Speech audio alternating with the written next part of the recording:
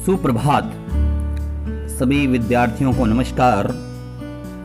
पिछली कक्षाओं में हमने विभिन्न विषयों के बारे में पढ़ा और आज करने जा रहे हैं हम नया विषय राग वर्गीकरण के बारे में और थाट वर्गीकरण के बारे में भी पढ़ेंगे। मैं आशा करता हूं कि सभी विद्यार्थी बड़े ही ध्यानपूर्वक अपने होमवर्क को कर रहे होंगे और जो विद्यार्थी अब भी अपना होमवर्क नहीं भेज रहे हैं, मैं उनसे कहना चाहूँगा कि आप अपना होमवर्क रेगुलर भेजते रहें। किसी तरह की अगर कोई प्रॉब्लम आ रही है तो प्लीज़ शेयर करें, बता दें कि इस कारण से नहीं भेज पा रहे हैं, क्योंकि आपके असेसमेंट के जो मार्क्स हैं वो जो आप यूनिट टेस्ट देंगे या होमवर्क भेजेंगे उसी के बेस पर लगने वाले हैं। तो बार बार आपको कहा जा रहा है कि आप अपना होमवर्क जरूर भेजें। साइंस के जो स्टूडेंट्स हैं 12th साइंस के, वो सभी सब्जेक्ट्स के अपने अपने जो होमवर्क हैं वो करके वीकली, अकॉर्डिंग टू वीकली, हफ्ते में एक बार ही भेजना है सारा काम एक हफ्ते का, सभी सब्जेक्टों का, बार बार नहीं भेजना डेली। तो दोबारा रिपीट ना करना पड़े, सभी विद्यार्थी जो अपना होमवर्क जरूर भेजें। तो आइए ज़्यादा इधर उधर की बातें न करते हुए कक्षा शुरू करते हैं।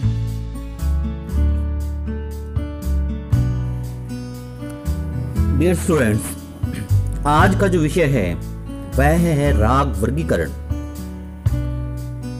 तो इसके बारे में बताना चाहूँगा। जैसा कि आप स्क्रीन पर देख रहे हैं, यह एक लिटरेचर क्वेश्चन है। इसको आप ज्यों का त्यों याद करना पड़ेगा। इसमें आपको जिस प्रकार आप लिटरेचर याद करते हैं, इंग्लिश के क्वेश्चन से याद करते हैं, वैसे ही आपको जाति का वर्गीकरण है, ग्राम राग वर्गीकरण है, उसके कितने भेद हैं, क्या क्या बोलते हैं उसको, ये आपको सब कुछ याद करना पड़ेगा। जैसा लिखा है वैसे ही याद करना पड़ेगा। तो आइए पहले इसके बारे में विस्तार से पढ़ते हैं। जैसे कि आप स्क्रीन पर देख पा रहे हैं, वर्गीकरण क्या होता है। जब बहुत सारी चीज़ें इकट्ठी पड़ी हों और उनको उनकी कैटेगरी वाइज, उनके श्रेणी के हिसाब से अलग अलग कर दिया जाता है, तो उसको वर्गीकरण बोलते हैं।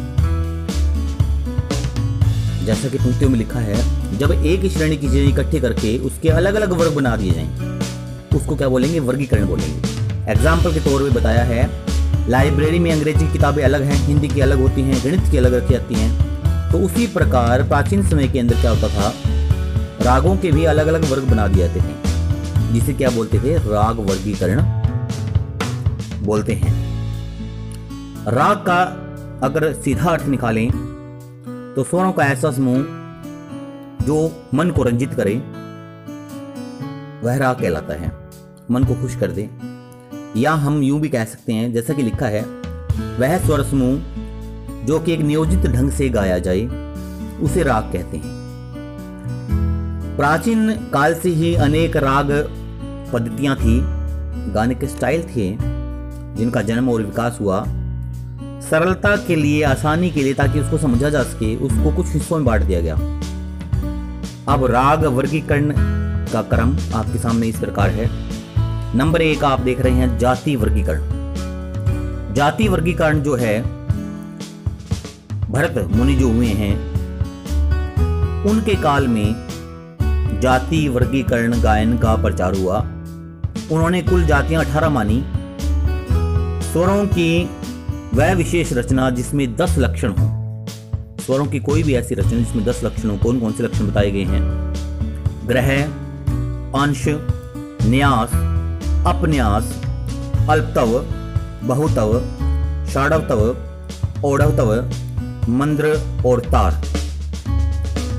ये जिसके अंदर होते हैं वह रचना जाति कहलाती है। अर्थात ये जो गुण बताए गए हैं, इन गुणों के आधार पर ही जाति वर्गीकरण कर दिया गया था। आजकल इनका प्रयोग नहीं होता है। उसके बाद पंडित सारंगदेव जी ने क्या किया, इसके अंदर 3 लक्षण और जोड़ दिए, संन्यास, विन्यास और अंतर्मार्ग। अर्थात भक्ति के शब्दों को मिक्स कर दिया। कुल जातियां हो गई 18। षड्ज ग्राम से 7 शुद्ध ग्राम के बारे में जानते हैं, और मध्यम ग्राम से 11 विकृत जातियां बना दी गई। शुद्ध वह जाति होती है जिसमें शुद्ध स्वर यूज होंगे, और विकृत वह जिसमें विकृत स्वर यूज होंगे। जैसे माँ का तीव्र हो जाता है या कोमल जो स्वर यूज होते हैं उनको विकृत बोलते हैं।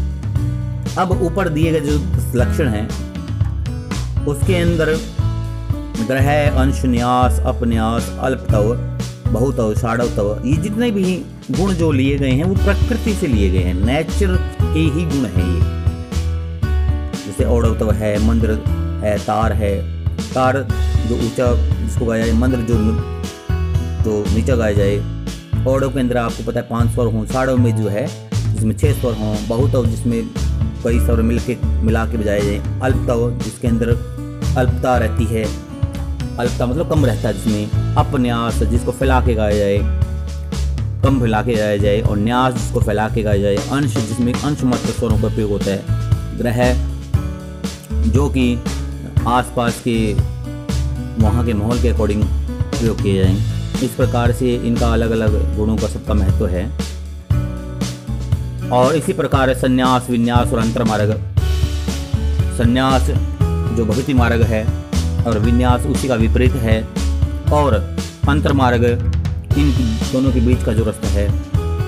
इस प्रकार से ये लक्षण अलग अलग हैं, इनको जातीय वर्गीकरण में रखा गया है। अब बात करते हैं आगे ग्राम राग वर्गीकरण।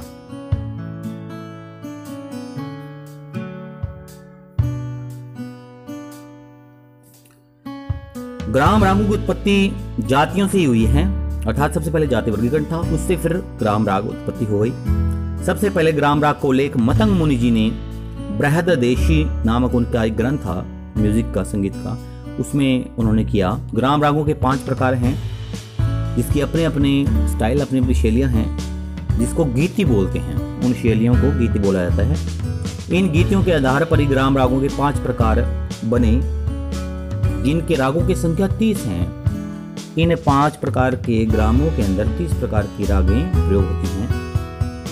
अब कौन कौन से 5 प्रकार हैं? सबसे पहले शुद्ध ग्राम राग, फिर भिन्न ग्राम राग। शुद्ध ग्राम राग में 7 रागें हैं, भिन्न ग्राम राग में 5 हैं, गौड़ ग्राम राग में जो है 3 है, वेसर ग्राम राग में 8 रागें हैं, और साधारण ग्राम राग में 7 रागें हैं। इस प्रकार ग्राम रागों की कुल संख्या कितनी हो गई? 30 हो गई। तो पहले जाति वर्गीकरण आया, फिर ग्राम राग वर्गीकरण आया, और अब उसके बाद करने चले हैं 10 विधि राग वर्गीकरण। पंडित शारंग देव जी द्वारा रचित ग्रंथ संगीत रत्नाकर में सारी गाई जाने वाली जो रागें हैं, जो पंडित जी का संगीत रत्नाकर बड़ा ही मशहूर है और आपके सिलेबस के अंदर भी रखा गया है, उन रचनाओं को 10 भागों में डिवाइड कर दिया गया। अब वो रचनाएं कौन कौन सी है, उन रचनाओं के नाम क्या क्या हैं, उसके बारे में पढ़ेंगे। रचनाओं के 10 भाग हैं। नंबर 1 राग के बारे में है, फिर ग्राम राग के बारे में है, फिर उपराग किसे बोलते हैं उसके बारे में है। भाषा क्या है, संगीत में भाषा क्या किसे कहते हैं, विभाषा क्या है, अंतर्भाषा क्या है, रागांग क्या है, क्रियांग क्या है, उपांग और भाषांग। इन 10 भागों में बांट दिया गया रचनाओं को, जो कि सारंग देव जी ने अपनी संगीत रत्नाकर में जिसका प्रयोग किया है, लिखा है। अगला जो है टॉपिक वह है शुद्ध, छायालग और संकीर्ण वर्गीकरण।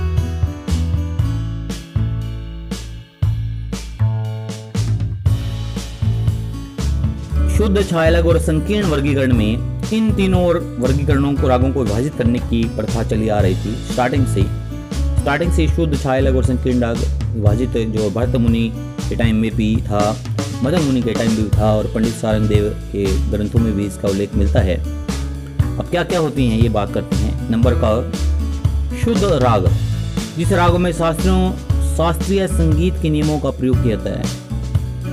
नियमों के अंदर बंद किया जाता है उसको शुद्ध राग कहते हैं। यह राग स्वतंत्र होते हैं, किसी पर डिपेंड नहीं होते, जैसे राग भैरव, राग कल्याण इत्यादि। छाया अलग राग, जिन रागों में किसी दूसरे राग की छाया पड़ती है, सिमिलर होते हैं, उनका प्रभाव होता है, तो उसे छाया अलग राग बोलते हैं। जैसे राग पुरिया कल्याण, अब देखिए कल्याण इसमें मिश्रित है, राग पुरिया धनाश्री, इसमें धनाश्री मिक्सित है, यानी कि उनकी छाया है, तो इनको बोलते हैं छाया अलग राग, जिनके अंदर किसी दूसरी राग की छाया प्रतीत हो या दूसरी राग का सहारा लेकर गाया जाए जैसे। फिर आ गया गौ संकीर्ण राग, जिन रागों में 2 या 2 से ज्यादा रागों का मिश्रण हो उन्हें संकीर्ण राग कहते हैं। जैसे भटियार राग है, राग पिल्लू है, इनके अंदर 2 रागे मिक्स करके इन्हें बजाया या गाया जा सकता है। फिर आ गया जी आगे मेल राग वर्गीकरण। मध्यकाल में मेल राग वर्गीकरण प्रचलित था, परंतु उस समय मेल रागों की संख्या और संगीतकारों का एक मत नहीं था। इसका कारण वर्गीकरण कुछ देर बाद खत्म हो गया, यानी कि मेल राग का मतलब मिला करके राग को गाना। और फिर आ गया राग रागनी वर्गीकरण। मध्यकाल में मेल राग वर्गीकरण के साथ साथ राग रागनी पद्धति भी प्रचार में थी। इसमें सभी रागों के 6 पुरुष रागों, उनकी 30 और 36 रागनियां, यानी कि 6 पुरुष राग हैं, उनकी 30 और 36 रागनियां अर्थात फीमेल रागनियां जिसको बोल सकते हैं, जिनको मतलब कि औरतें गाएं उनको, उनके 8 पुत्र और पुत्र वधुओं में बांटा गया।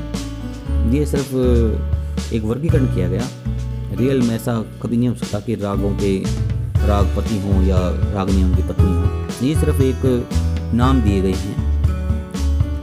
तो कुछ को राग बोला गया और कुछ को रागनियां बोला गया, कुछ को पुत्र राग कहा गया और कुछ को पुत्र वधु रागनी माना गया, सिर्फ नाम को बताया गया समझाने के लिए।